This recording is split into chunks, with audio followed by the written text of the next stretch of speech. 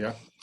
All right, this is Paul Gladen, Director of the Blackstone LaunchPad at the University of Montana, and I'm joined today by Mike Braun, Strategy Professor at the College of Business here at UM, and then by his longtime colleague and collaborator, Scott Latham from University of Massachusetts Lowell.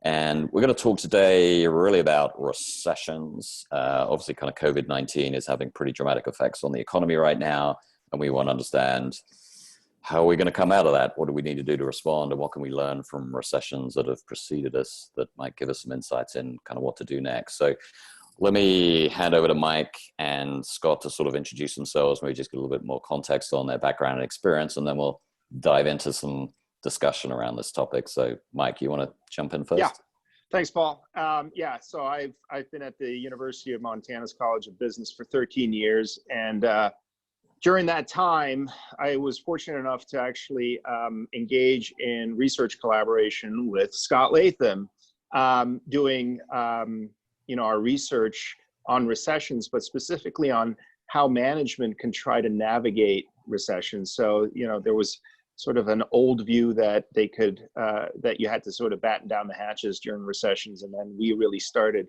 cranking up our research agenda on what some of the smart, innovative companies were doing, not just during the recession, but also how they were being able to position themselves for competitive advantage. So it's a great opportunity for us to be here together and talk about that. Great. Yeah.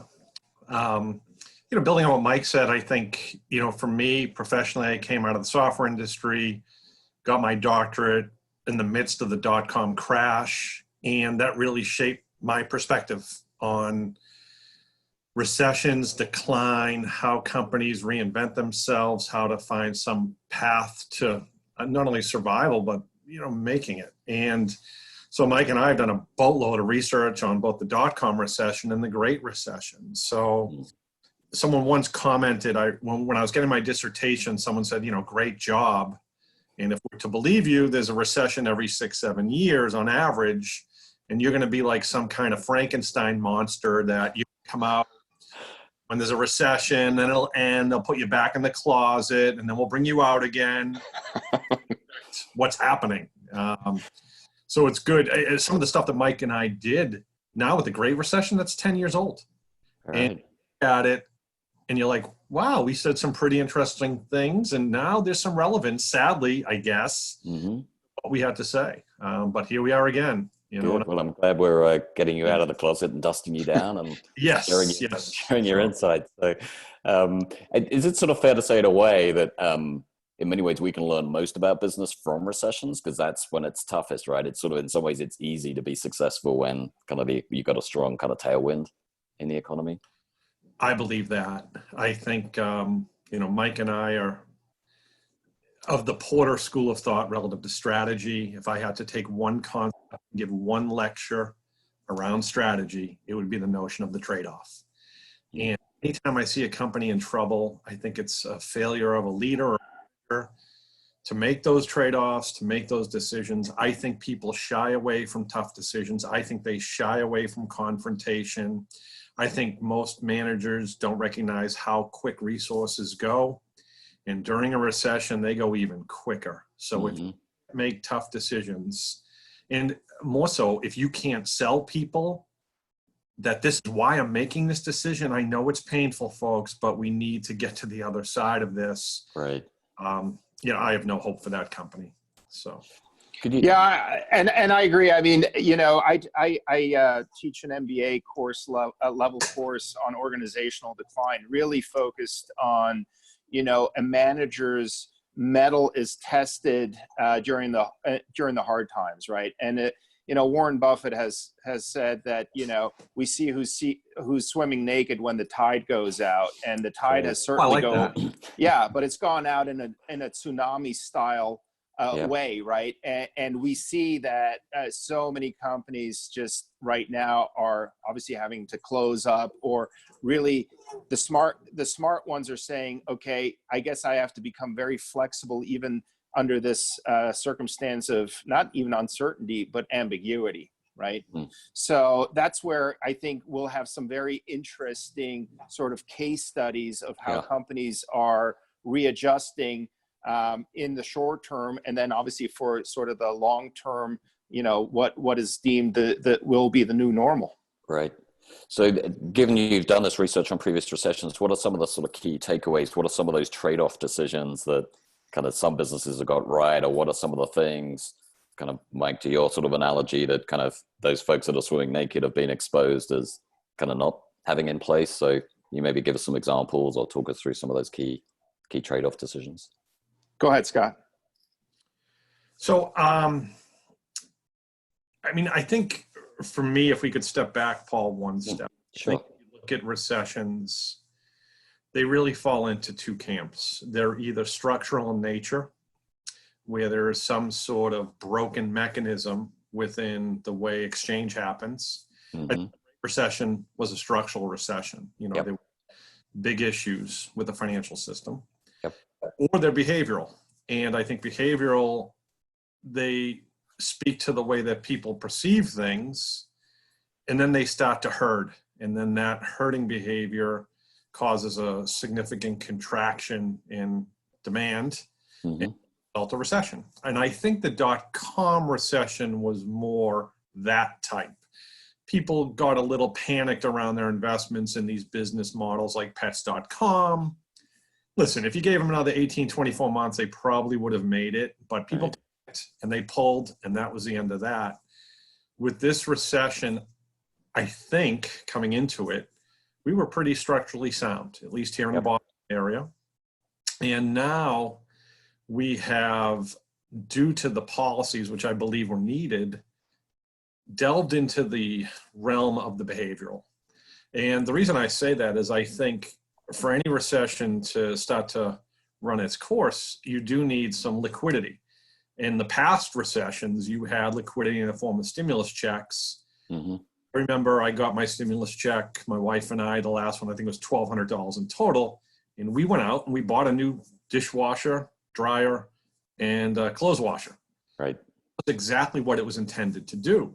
Yep. Here, you could give me $1,200. I'm not leaving my basement. And so Right. the ability to get liquidity into the market is greatly hampered by a behavior, in this instance, fear. Mm-hmm. So even if we did turn on the light switch and open the economy, I'm not sure people are leaving their homes to spend just yet. Yep. So I don't know, Mike, do you have any I think it's important that we understand the underlying dynamics relative to the recession. And then given that diagnosis, offer prognoses to business. Mike? No, I listen, what you said completely rings true. Until we get to a place where people have a certain and probably high level of understanding and certainty that when they can go out there again and spend their money, they're not going to be exposed to risk. To your point, we're not going to be able to, restart this economy. We're not going to be able to pump it up. So, I think what we're going to see is we're going to probably see a bullwhip effect at some point, because it's kind of like a multi-car pileup. We've never seen the economy hit the brakes so quickly, Mm-hmm. so hard, right? And obviously on the demand side, we see that demand has completely dropped off. Sure, we're going to have a slow reentry. And once that sort of, we get the all clear that it's safer out there to get back to business, then what we might see is that it'll be hard to sort of, again, make up that demand shortfall. But I think we're far away from that. Yeah, I think we got some interesting insight, and I'm going to date this Thursday, the 23rd of April. I mean, we got an announcement from the Montana governor. Obviously, Montana is a state that's sort of done relatively well in kind of flattening the curve. So he's set out some steps for opening things up. And even on Facebook last night, there was sort of suggestion of schools reopening, and parents were like, kind of, hell no, I'm not sending my kid in. For anyone in a local restaurant said, should we open? Should we not? What do you think? And overwhelmingly, it was like, no, too soon. So I think this consumer behavior kind of issue is going to be a substantial challenge. Yeah, so I think around that, Paul, for me, the uncertainty is driving fear. There's nothing the average business owner can do relative to the broader uncertainty. And Mike and I, we talk every day. And we talk every day, and we start to form papers and thoughts and guidance. And so one of the ones I was thinking about yesterday is I think these business owners can only control what they can control, and that's their operations. And I think relative to the emotional side of this, one of the driving things I think they have to pursue as a strategy is transparency. And we need to see it. And this isn't revolutionary thinking on my behalf, but there was a commercial with Domino's the other day. And the whole commercial was, I don't know if you've seen it, they showed how a pizza was made and basically said, not a human touches the thing. Right. A year ago, if Domino's said, hey, we make a pizza largely automated and not a human touches it, you'd be like, no, I'm going to go to the North End in Boston and get a real artisan craft pizza. Exactly. Fully handmade, right? Yeah, fully handmade. You know, the person's leaning over it. But now Domino, I think, to that issue of transparency, is basically showing you the inside of their operations, and the reason they're doing that is to alleviate any fear you have. And so the notion of transparency, Michael is more of a food guy than me. You know, 20 years ago, I think the whole phase started in New York City, probably in LA, about bringing the kitchen out into the restaurant. And it might have been Wolfgang Puck or someone else. I remember an interview when they said the reason we did that was to show people the value being created. And so similarly with this, you need to not as much show the value, but you need to show them you're not going to get sick. We are controlling everything we can control around processes central to, you know, having you as a customer. And here you go. So I think even small business right now, and I haven't seen it yet, need to get someone with an iPhone and they need to do a YouTube video of their restaurant, of whatever type of operation is, a gardening store, to show that we're trying to control what we can control. That's so interesting, because we actually had this discussion around our dinner table where my son asked, do you think that Krispy Kreme is still selling donuts? And I quickly went to the visual in my head of their proofer, right? Where you see that entire process, which is pretty much hands off until the end where they just put them in the box, but you could probably automate that piece. And I'm like, yeah, probably, you know, I would think that people would feel pretty good about still going there for sort of a cheap indulgence. Yeah. And certainly I've been sort of thinking about similar related issues for, I mean, non-food businesses. I've got a former business partner who's running a printing business, and they're putting the signage together that's going to help businesses sort of show where you stand to be six foot apart, and sort of thinking about restaurants, how do they create the space for potentially diners to come back in and know they've got that social distancing? Yeah. I think that goes a long way. You know, by default, I tend to look at the small businesses and talk to small business owners. My brother is a stylist. He's owned a handful of salons. That business, I think similarly, if you think about social distancing and contact, how do they demonstrate that it's safe to do? And I think you're going to have to go to every other chair. You're going to have to clean off each station. You're going to have someone taking temperatures of clients coming in. But the thing is, this gets to the whole term that Michael and I talk about, and whether it's strategy or operational effectiveness, because these are just manners of operational effectiveness that are specific to the industry. Every hairstyling salon and every pizza place is doing these things. Then the next question is, how do we remain different? How do we ensure that we are unique to the customer? And that's a bigger question, I think, in terms of. That's really interesting. It sort of gets to we talk a lot about this in the Launchpad, talking with entrepreneurs about what's the customer experience that you're delivering. And sometimes your core value proposition is not the differentiator. It's the end-to-end experience that does that. And even your sort of hair salon example, and clearly hair salons are not places I frequent anymore, but obviously, I mean, a lot of people go there. It's as much about the experience and the conversation they're having with their kind of stylist. But now, in a sense, you're going to say part of the experience is the confidence that that business provides about that still being a safe and welcoming place for them to go to. Yeah. So let's talk about actually what's sort of been going through my mind a little bit about that in terms of sort of the value proposition and how businesses adjust is, how does this play into pricing? Because I mean, costs are going to go up, right? If you even just taking that salon example, you've got a whole bunch of extra cleaning work you've got to do that's more cost and more time. You've got to create more space, so your utilization of your sort of fixed facility costs. Do you have, I mean, intuitively recession says you're going to sort of need to be cheap to sell stuff, but that's not a viable.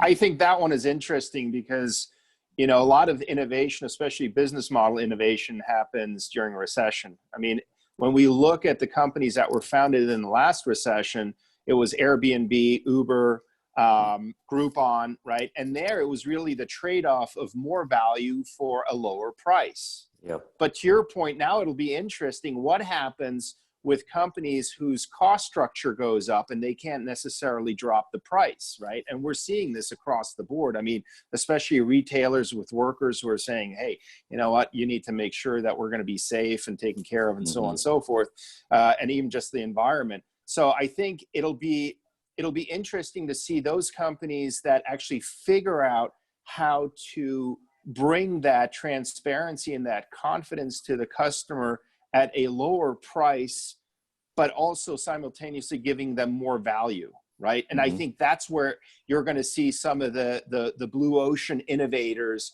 who will then make it out of this recession and really become more of the go-to brands. They're good examples from previous recessions of businesses that have done that good job of really trying to understand what is of value to the customer in this new normal coming out of recessions. Well, I mean, when I look at the last ones, and you know, Groupon, I mean, they basically said, okay, we're going to take advantage of, you know, your mobile apps that you're actually using those and social networking, and we're going to provide you sort of instantaneous discounts in your neighborhood, right? So it was a very efficient and effective way to drive people who were looking for something at a discounted price in their neighborhood. And you know, sure, Groupon isn't what it used to be, but for that context and a little bit after, it did well. And then obviously Airbnb and Uber was the same thing. It was like, oh, okay, so I just need it when I need it, and I'm going to, you know, pay for less than I would in a cab or a hotel, and I have a lot more selection. Scott, do you have some favorite sort of innovations or sort of pivots from prior recessions? I mean, I don't. I think Mike hit upon the ones that, you know, we talk at length. Again, given my background, .com, I love the new disruptive business model. Right. Partial to them. I do think there's an interesting discussion to be had relative to this recession as to whether or not this recession saved some companies. You know, the Grubhubs of the world, the Dashes of the world, Blue Apron. I mean, without exaggeration, if I set my Google search to a specific time frame from January 1 to January 31st, the number of hits on Blue Apron about being up for sale, fire sale, same thing with Grubhub and DoorDash and a lot of these companies. It really gets to your whole point, Paul, of the value shifting. And you know, now their business models and their central value proposition is even more pronounced. It's more viable. Yeah, so I think that's it's an interesting take. It seems like there's sort of an intersection there of sort of, Mike, your comment about sort of Groupon and this sort of local delivery and convenience, so sort of this local dimension, given people that, I mean, it to the point about sort of how your pizza is made, the same is going to apply to other things in our supply chain, right? The further it's traveled, the more hands it's passed through, the more uncomfortable I feel with that. So how do we get that more local? And I tell you, even if you look at the headline today, Amazon is now sourcing and selling more local product, right?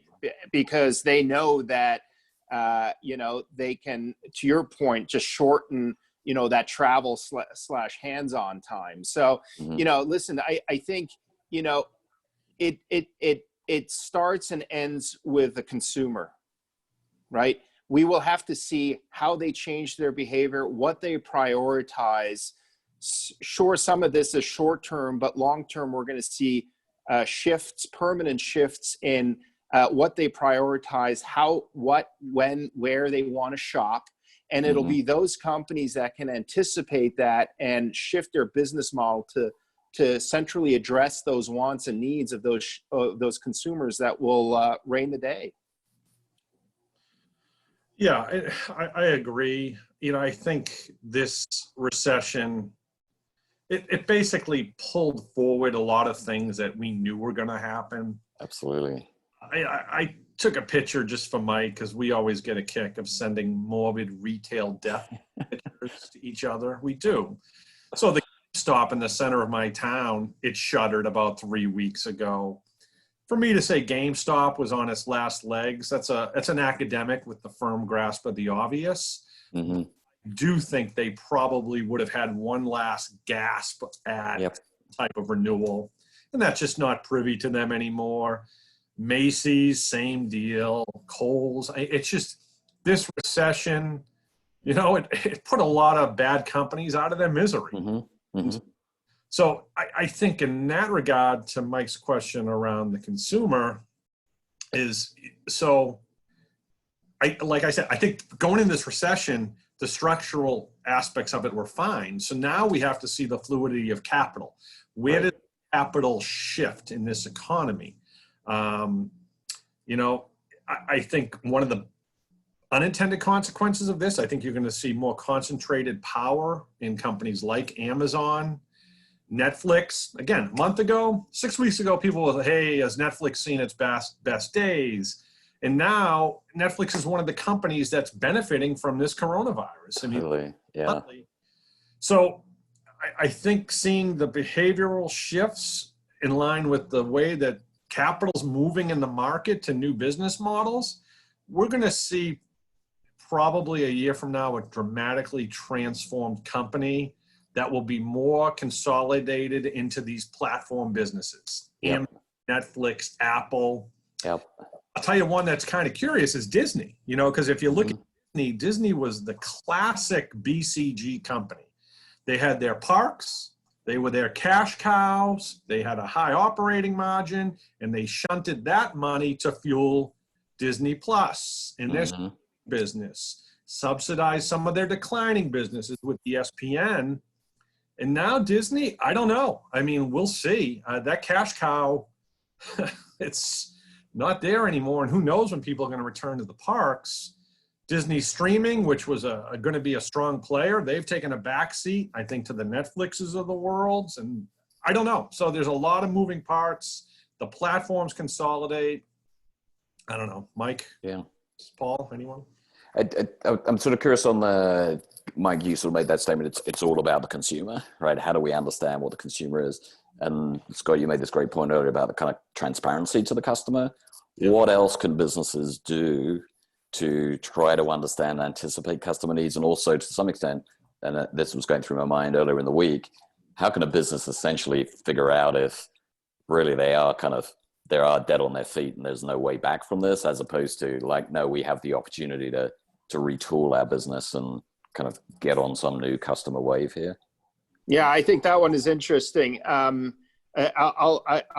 answer I'll provide some insights on your second question first, but I think, this is where it's essential that managers, owners, entrepreneurs get back to looking at their companies in terms of resources and capabilities, right? Not in terms of the products and services that they provide.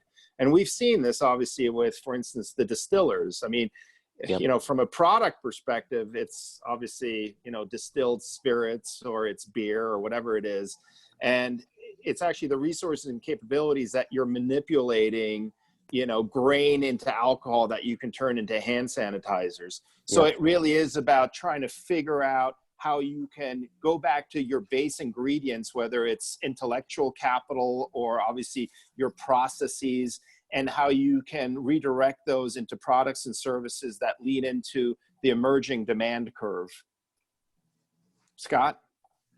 Yeah, I mean, I want to build on that and introduce two things. And I want to make sure that I do it in a way that isn't too confusing for the listeners or viewers of this. I mean, so in doing so, I want to provide a specific example. So I live in Boston, as you can probably tell by the voice. And one of the restaurants that I frequent in the area is a restaurant called Soul Kitchen. And Soul Kitchen is this Korean, Asian, American fusion restaurant. Great bar. They make probably the best Mai Tai in the Boston area. And I've gotten to know the owner, and it's a family-run business. They have another operation a little south of here. And when the recession hit, the COVID crisis, they had to shutter. And since then, they've been doing what Mike and I are referring to when we're writing something on this called micro pivots. Because what we've learned and what we saw from the last recession, from the surveys we did, companies that were too overzealous relative to their investment strained their cost structure and ultimately went out of business. Mm-hmm. So Mike and I published a paper with Bill McKinley that talked about this whole notion of flexible innovation. And what it is innovations that build on your existing core competency are a minor tweak. And if you learn that it was a bad market-facing innovation, you can retract it quick. You haven't put a lot of investment and overhead into it. Yep. Without learning, put another tweak out. And so this Soul Kitchen place in Westford, if you think about, to your point, Paul, the experience that they were selling prior, you would go to the bar, you would order a Mai Tai, you would have sushi, you would wait, you would sit down. Typically, they had meals that you co-created, like they had a stone bibimbap, which I didn't know, Mm-hmm. it's unfair. You'd mix it, make it at the table, and then, you'd have a dessert and you'd leave. And so this Soul Kitchen has been sending out these emails of kind of Blue Apron, your own meal kits. Yep. You make it, just pick it up. I just got an email about a half hour ago. That's why I'm using it, and I haven't seen it yet. They're giving you a Mai Tai kit. Now, they're not selling the liquor, but what they're trying to do is, in effect, put in a cardboard box each component of the experience that you have. They're doing another thing that if you buy a meal and you want to donate a meal to someone in need, you can do that. And then the goofiest one, which I think they were the first in this era, I've seen it since. If you go to them for takeout, they throw in 2 rolls of toilet paper. Listen, it doesn't seem like much, but Mike and I are of the belief innovation is anything new. And Absolutely. at least in the Boston area, toilet paper was tough to come by. Go ahead. Is it 4 rolls if you get the extra spicy version? I don't know. It's brilliant marketing as well, though, right? I mean, everyone's going to talk about the fact, hey, I got toilet roll with my kind of thing. Yeah, and I've seen restaurants do it since, but I guess my point is that they went from a restaurant, in effect, to boxing up the experience, right? Really doing things that were not central to what they did, and they're pulling it off. These are these micro pivots. They've said, what we offer is a great dining experience. Let's just move the dining experience from our physical facility to your home. But yes. I think what's interesting, and I'd like to build on that because, and we're seeing some of that in our local market, mm-hmm. right? Mm-hmm. But I think what's interesting is that it provides, you're forced to experiment. You're forced to pilot some of these things. And then once things sort of stabilize, who knows, maybe now this restaurant will actually get into selling, marketing also through retail, some of these Mai Tai mixes, right? And we've seen that with other companies. I mean, obviously Starbucks, they started out as a coffee shop and now you can buy Starbucks coffee packaged at the retail store. So it's an interesting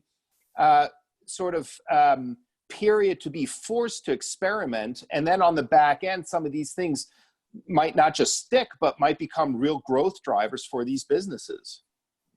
Yeah, and I think in a way, Scott, what you described there, given sort of I spend all my time mostly working with sort of startup entrepreneurs. I mean, essentially it's lean startup, minimum viable product, but just around your existing kind of price, running a series of small experiments to see which ones get traction, and then iterating on those ideas as you learn from the customer. Yeah, and I think to their credit, Mike and I have this framework we borrowed from Jared Diamond, who wrote the book Collapse, now going years ago.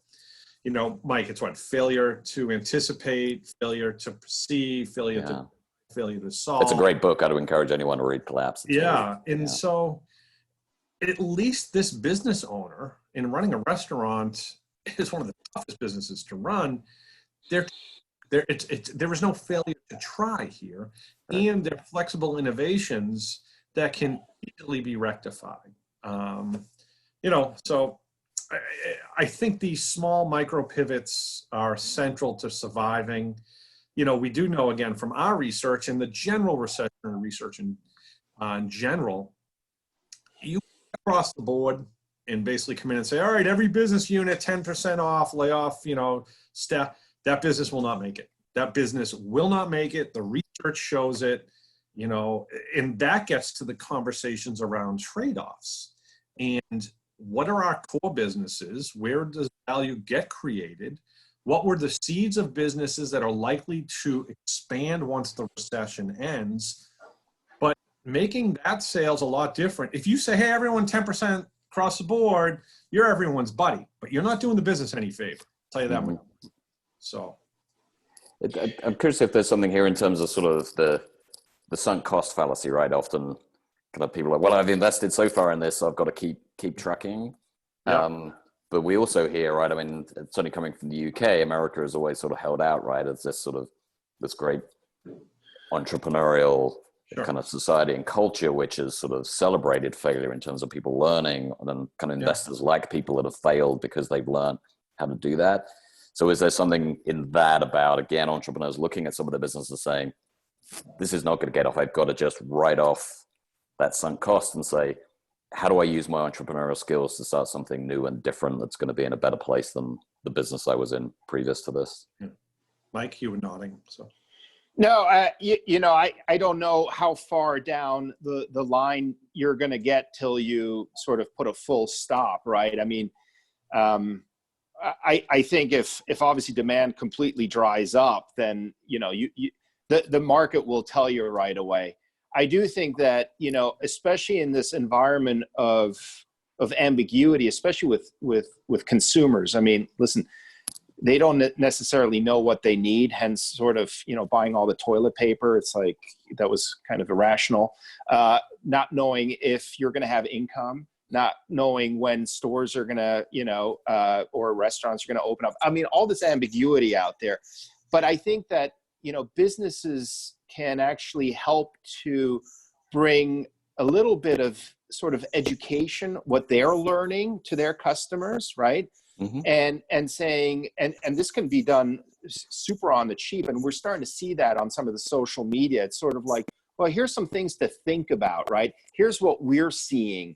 And what it does is it helps to bring some shape to that fogginess. And what you're doing in the process is you're actually creating and maintaining a relationship with existing and potentially, you know, new customers, so that when all of a sudden there is visibility about where that demand will be and how you can meet that demand with your resources and capabilities, you can plug into it pretty quickly. Interesting. So there's a couple of different dimensions here that I want to delve into in terms of where's the opportunity moving forward. We talked a lot in many ways about sort of existing businesses adapting and pivoting, trying to understand their customers. But if somebody is potentially starting from scratch, or obviously we're coming from the University of Montana, and obviously Scott, you're at a university too, so you've got students who are thinking about kind of career-wise, where do I go? Where would you as an entrepreneur or as a student sort of thinking about graduating, whether it's this year or the next year, what are some of the fields, some of the industries, some of the business models you'd be thinking about getting into? Yeah, so, you know, Mike and I, again, were cut from the same cloth. I pride myself, and Paul, you may as well, I don't know you as well as Michael, obviously, in developing very deep relationships with our students. And it amazes me when I look back at my career, I have probably taught close to 1,500 students, and those are largely undergraduate seniors that are leaving university and returning graduate students in their late 20s and early 30s. The conversation I had two before this call, I had two yesterday, are with my undergrads, given the relationships that we've built, what do I do? I mean, I graduated in 1992 from UMass Amherst, and that was in the middle of a recession, and it was rough.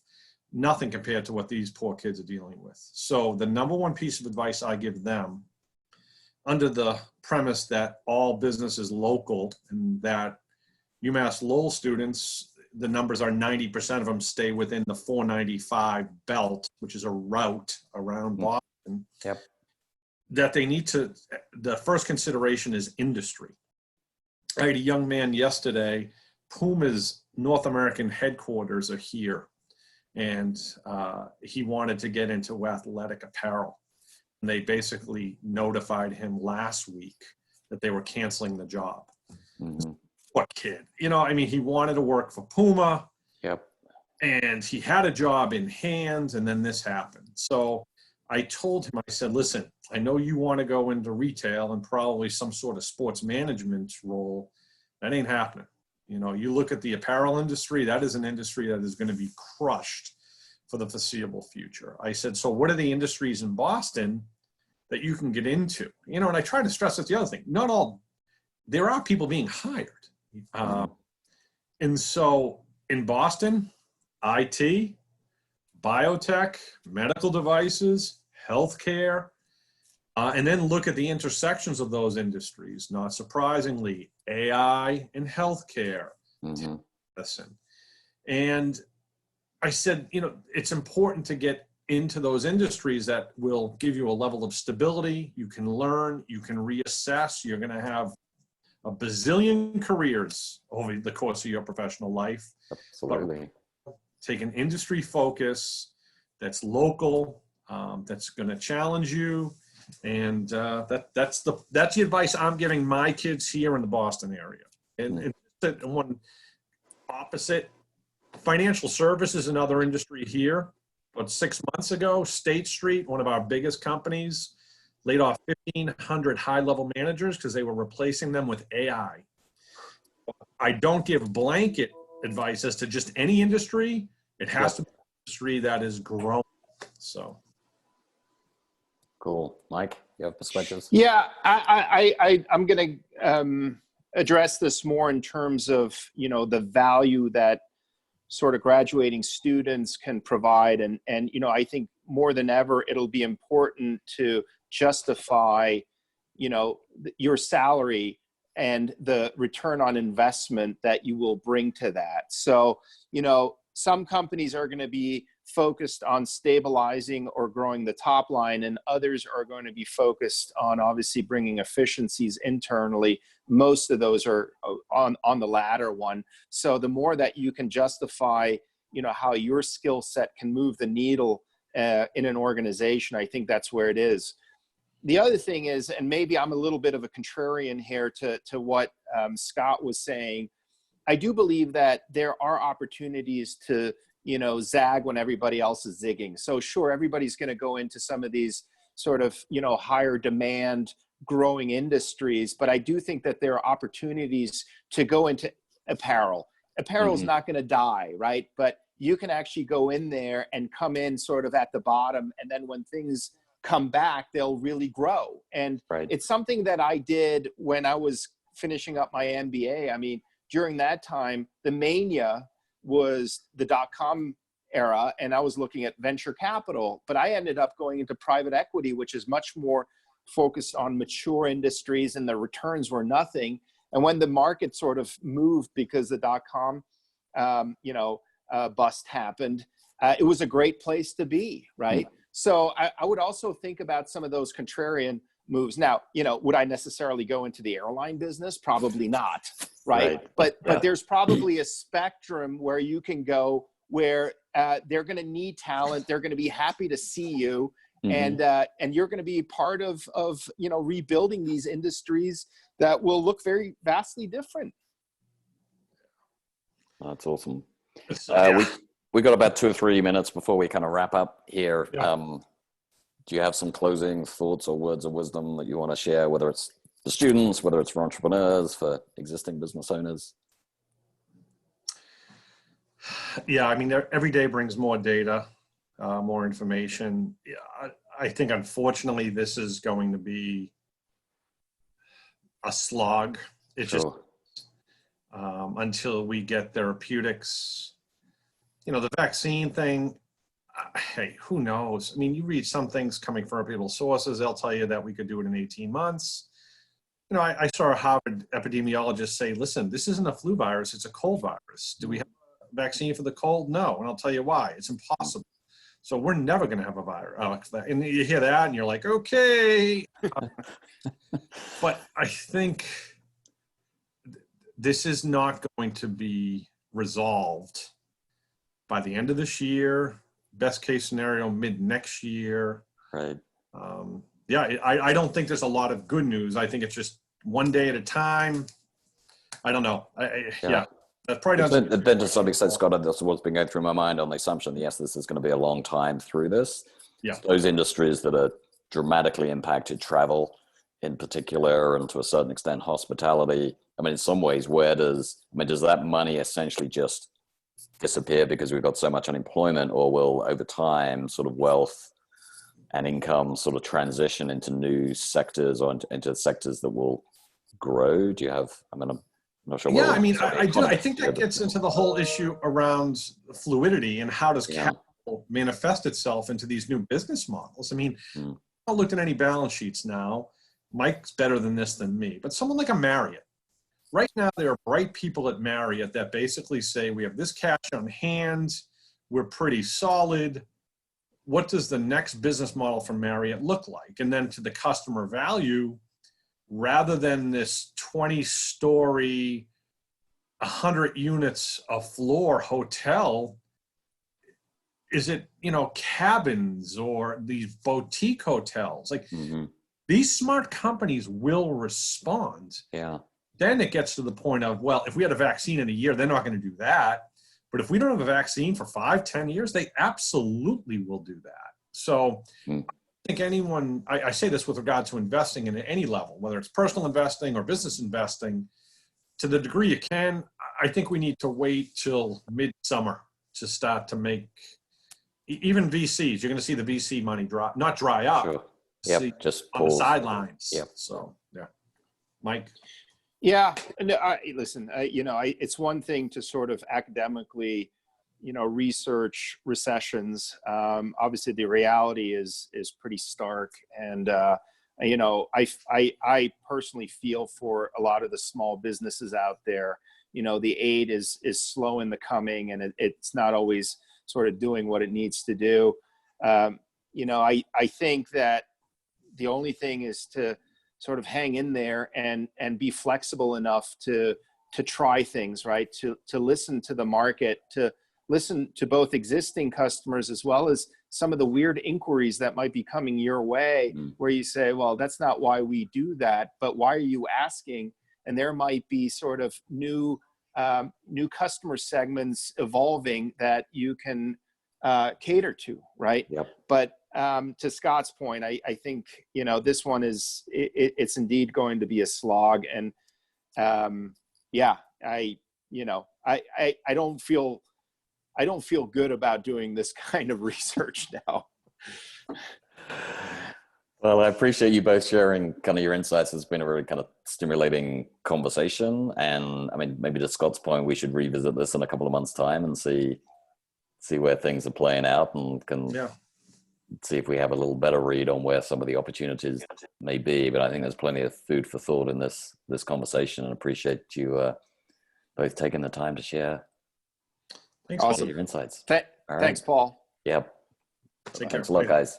Bye-bye. Bye-bye.